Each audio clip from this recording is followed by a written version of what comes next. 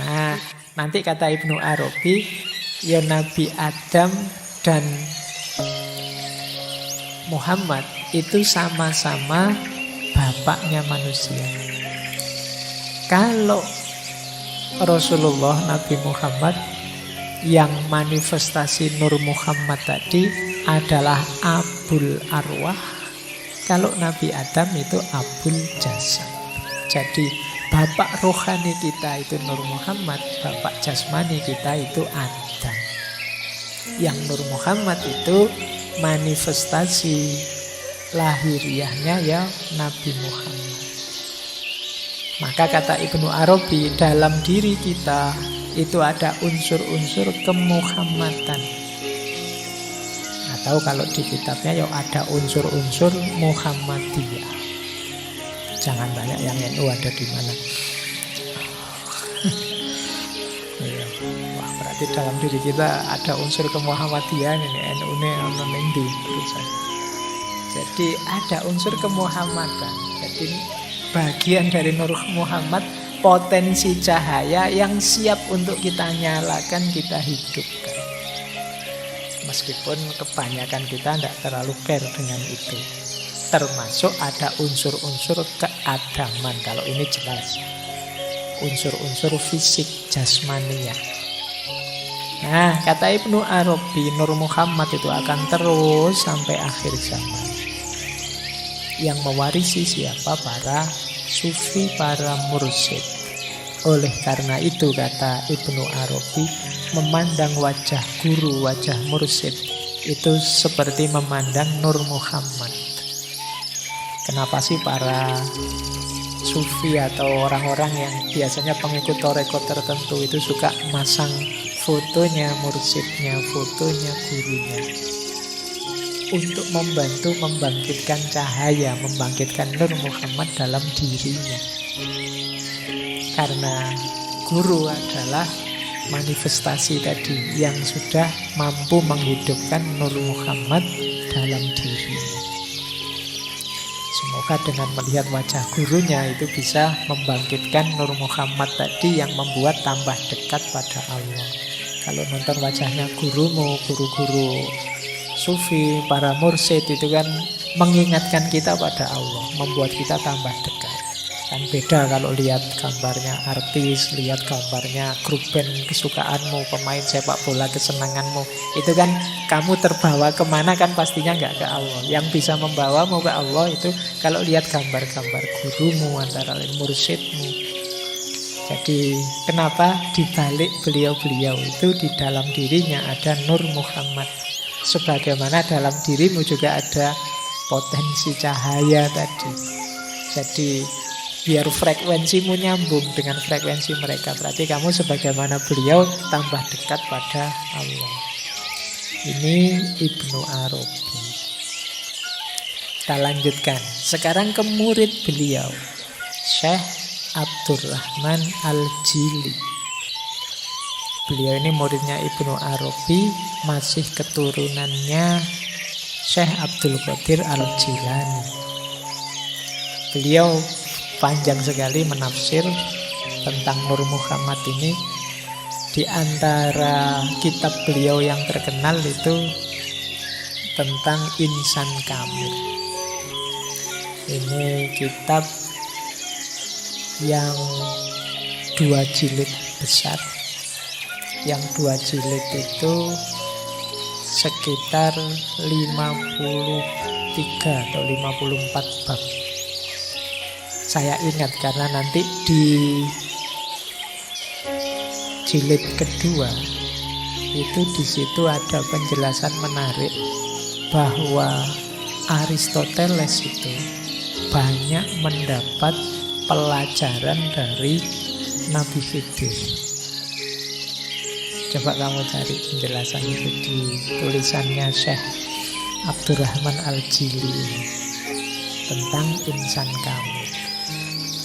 Tuh, nyambungnya bagaimana antara Aristoteles dengan Nabi Khidir. Nabi Khidir kan lintas waktu memang. Ya sopo ngerti memang menemui Aristoteles. Dan Aristoteles bisa belajar dari beliau itu berarti punya kapasitas spiritual tertentu. Aristoteles. Kadang-kadang kita aja ketemu Nabi Khidir mungkin tidak kenal. Karena itu tadi, frekuensi kita beda. Level kita mungkin tidak nyampe. Tapi kalau bisa sampai belajar ya luar biasa. Jangan-jangan buku-bukunya Aristoteles itu tentang politik, tentang retorika, tentang jangan-jangan ilmunya Nabi Khidir. Oke, yo. Percaya tidak percaya monggo saja. Tapi ini yang ngomong sekelas beliau, Syekh Abdurrahman Al-Jili. Baik, ada beberapa yang mungkin perlu kita garis bawahi dari Syekh Al-Jili ini. Beliau melanjutkan gurunya tentang tadi ya, kuntu kanzan mahfiyan fa ahbabtu an u'rafa fa khalaqtul khalqa fa bi arafuni. Aku adalah khazanah tersembunyi, kemudian aku ingin dikenal, lalu kuciptakan makhluk. Dan dengan makhluk itu mereka mengenali aku. Kata-kata kholqo tadi, kata Syekh Abdurrahman Al-Jili, tegasnya fa khalaqtul kholqo itu berarti fa khalaqtu Nur Muhammad. Maka aku ciptakan Nur Muhammad yang jadi sebabnya alam semesta. Kemudian nur tadi masuk dalam diri para nabi, para rasul, para aulia, orang-orang soleh yang menjadi cerminnya Allah, yang menggambarkan dirinya, namanya, sifatnya, dan af'alnya. Jadi ini mungkin lebih realistis tafsirnya Syekh Al-Jili. Jadi ya ndak di semua orang, karena mungkin ada orang yang jahat, ada orang yang gelap. Fabi arofuni tadi, dengan makhluk mereka mengenaliku, ya makhluk yang baik, yang soleh, yang dekat dengan Allah, yang sadar ketuhanannya Allah. Dan itu para nabi, para aulia, para ulama yang dalam dirinya Nur Muhammad ini hidup. Dari merekalah orang bisa sadar, bisa kenal tentang Allah. Dari orang-orang soleh, para nabi, para ulama, para aulia, mereka inilah yang menghidupkan Nur Muhammad dalam dirinya. Jadi ini tafsirnya Syekh Abdurrahman Al-Jili. Nah, nanti beliau panjang menjelaskan, Nur Muhammad itu setelah Allah menciptakan Nur Muhammad, Allah menciptakan surga neraka, lalu menciptakan wujud ulia, terus menciptakan wujud sufla, dan lain sebagainya. Nur Muhammad itu sendiri akan lahir secara fisik sempurna dalam diri Nabi Muhammad Sallallahu Alaihi Wasallam. Ini tafsirnya Syekh Abdul Karim Al-Jili. Lanjut ya. Nah, beliau saya bilang tadi nulis kitab Insan Kamil. Insan Kamil ini adalah perwujudan Nur Muhammad. Dan hanya Nabi Muhammad yang bisa disebut insan kamil yang hakiki. Nabi-nabi yang lain ya memang perwujudan insan kamil. Para ulama, para aulia iya, mungkin dalam diri kita sedikit iya. Tapi perbandingan insan kamil yang lain dengan Nabi Muhammad, kata Syekh Abdul Karim Al-Jili, itu perbandingan antara yang sempurna dan yang lebih sempurna. Yo, insan kamilnya nabi-nabi yang lain juga para wali sempurna, namanya kamil. Tapi Rasulullah ini lebih sempurna, memanifestasikan insan kamil. Kalau menurut Syekh Abdul Karim Al-Jili ini ya, insan kamil itu ada level bidayah, ada level tawasud, ada level hitam. Di level bidayah itu orang yang mulai dapat mewujudkan asma, sifat-sifat ilahiyah pada dirinya. Ini kemungkinan mengelola akhlaknya, perilakunya, takholak bi akhlakillah. Naik satu level tawasud. Di level tawasud ini biasanya sudah dapat wawasan-wawasan kemakrifatan. Di level puncak, level hitam, Ini dia bisa merealisasikan citra ketuhanan secara utuh. Ini mungkin nanti kapan-kapan kita bahas secara tersendiri ya, karena ureanya panjang. Karya Syekh Abdul Karim Al-Jili ini tentang insan kamil. Selanjutnya kata Syekh Abdul Karim Al-Jili, insan kamil ini muncul setiap zaman, sejak Nabi Adam sampai puncaknya Nabi Muhammad. Siapapun yang bisa mengaktualkan amalan dan tindakan seperti yang dilakukan oleh Nabi Muhammad, maka dia sebenarnya sedang menghidupkan citra yang paling tinggi yang bisa diperolehnya sebagai insan kamil. Jadi kalau kita bingung, Pak, gimana caranya saya menghidupkan Nur Muhammad dalam diriku? Ayo kita ikuti cara hidupnya Nabi Muhammad. Karena beliaulah yang memanifestasikan Nur Muhammad secara paripurna. Nah, itu makanya kemarin di awal-awal sesi kan kita langsung masuk ke akhlak dan adabnya Rasulullah.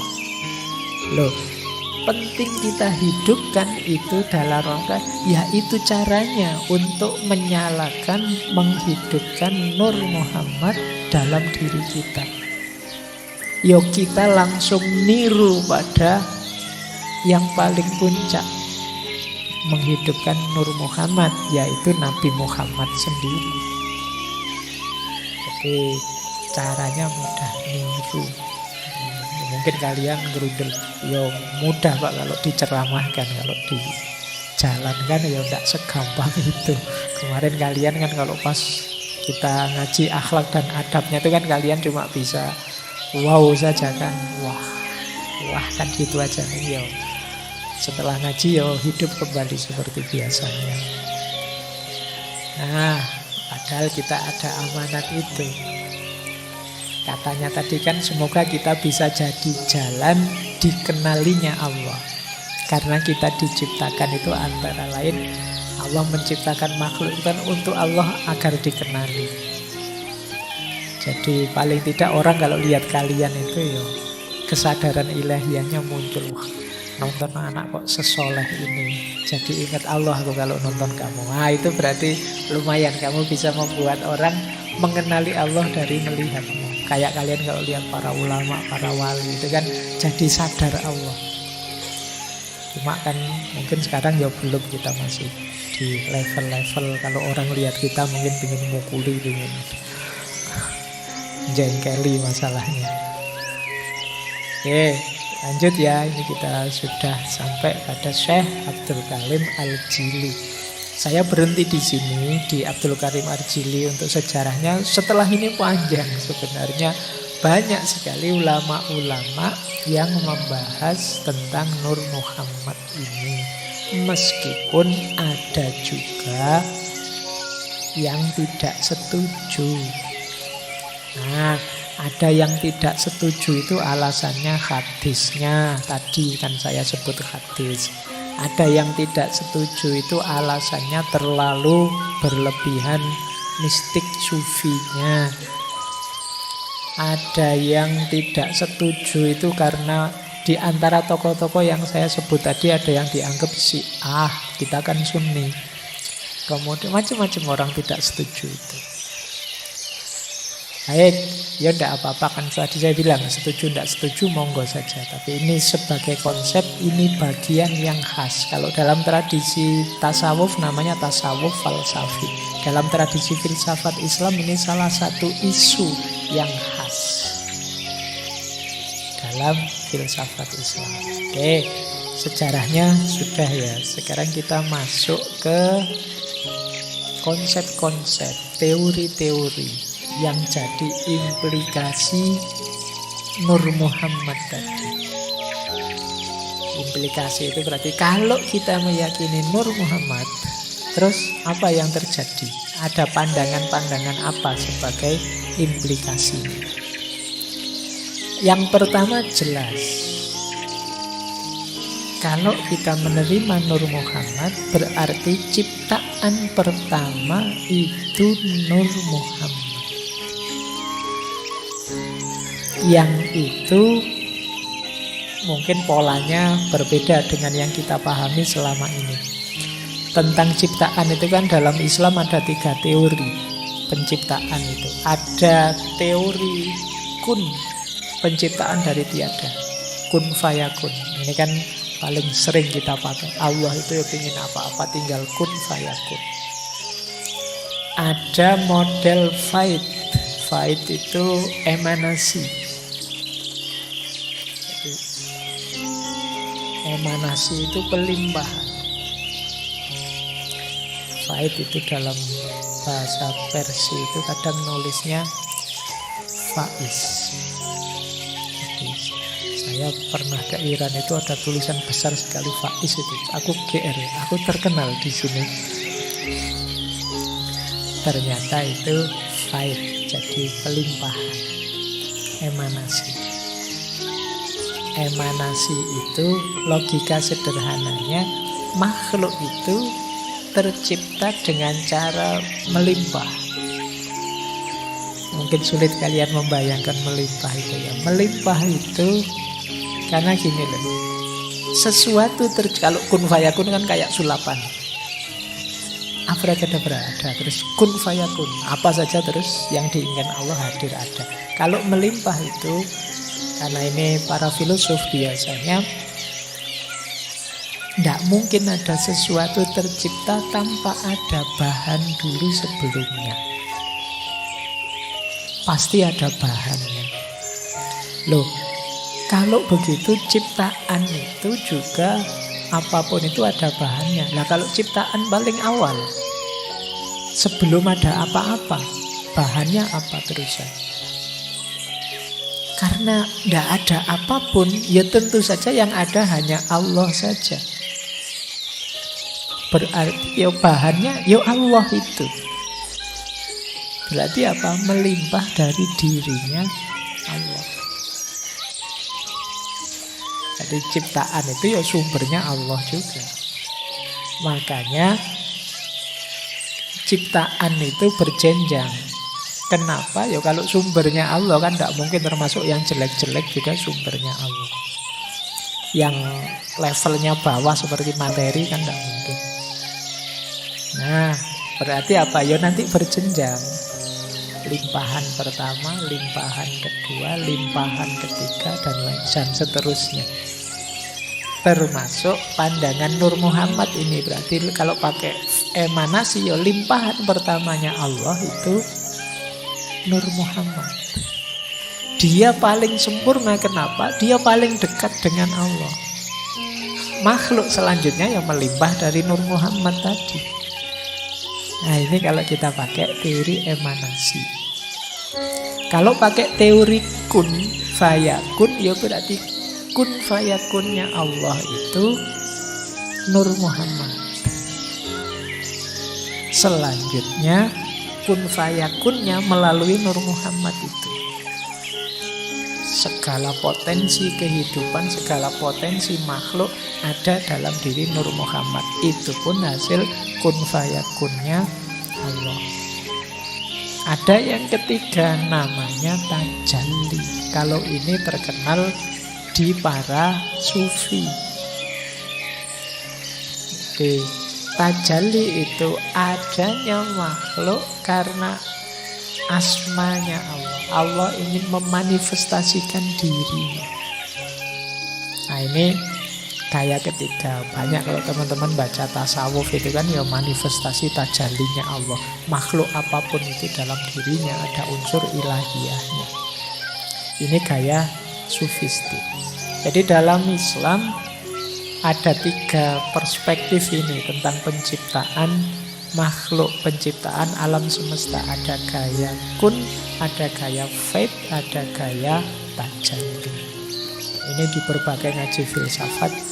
Kalau kalian jeli beberapa kumpulan pandangan ini ada.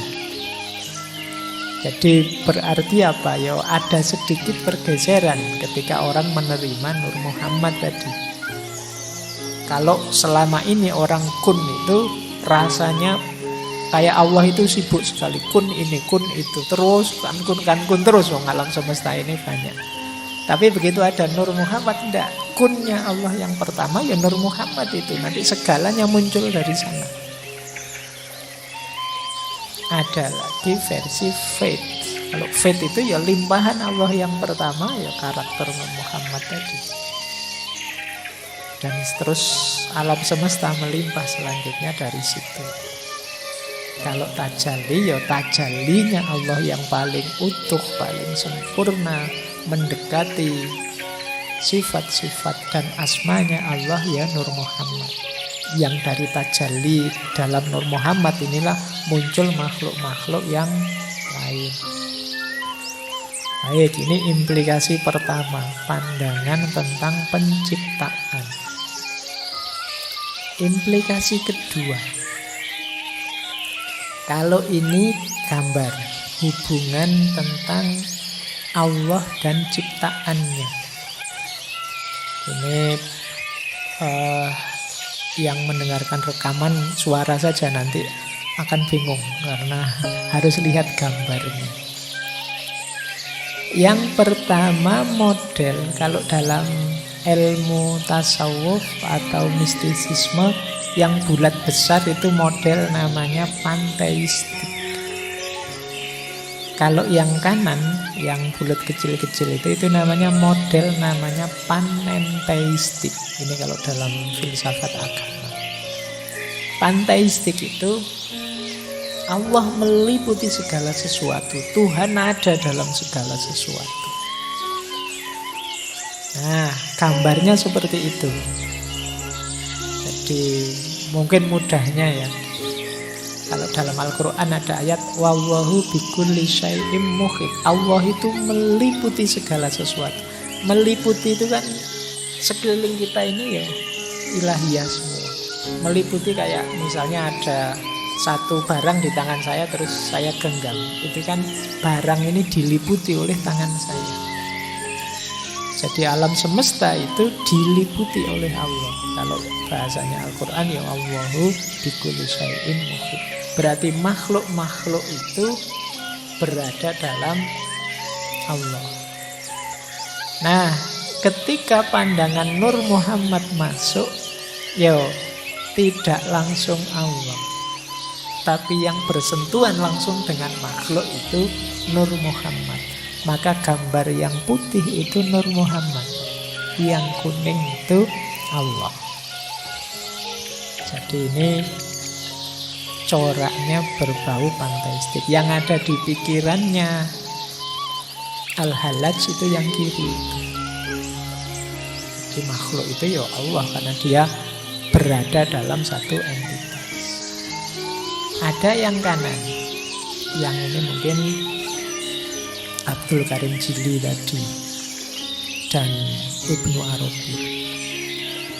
Dalam diri setiap makhluk ada unsur ilahiyahnya. Cuma bukan Allah langsung, tapi melalui Nur Muhammad. Jadi berarti apa? Yang saya bilang tadi wa nafakha fihi min ruhi itu sebenarnya yang disebut cahaya ruh dalam diri kita itu ya Nur Muhammad itu. Ya memang dia manifestasi tajallinya Allah yang paling dekat dengan Allah. Kalau kita kebingungan melacaknya, ikuti saja manifestasinya Nur Muhammad yang utuh, yaitu Nabi Muhammad. Nah, ini pandangan tentang hubungan antara Allah dan ciptaannya. Kalau anak-anak kampus kan mudah kalau membaca gambar-gambar kayak gini. Kecuali yang memang tidak mudah. Oke ya, paling tidak kalian bisa menangkap itu ya. Jadi hubungan kita dengan Allah itu gambarnya kayak gimana sih? Coba kamu banyak orang gambarnya ya terpisah sama sekali. Allah di sana, aku di sini. Nah, tapi ada juga yang gaya bulat besar itu, ada juga yang gaya bulat kecil-kecil. Kita lanjutkan. Nah, nanti ada pula pandangan tentang alam semesta. Termasuk ini alam ini dalam tanda petik ya. Ini kalau dalam dunia tasawuf yang disebut alam itu sebenarnya analogis tentang keberadaan atau wujud. Implikasi dari Nur Muhammad tadi ya muncul banyak pandangan. Dan ini banyak sufi-sufi Nusantara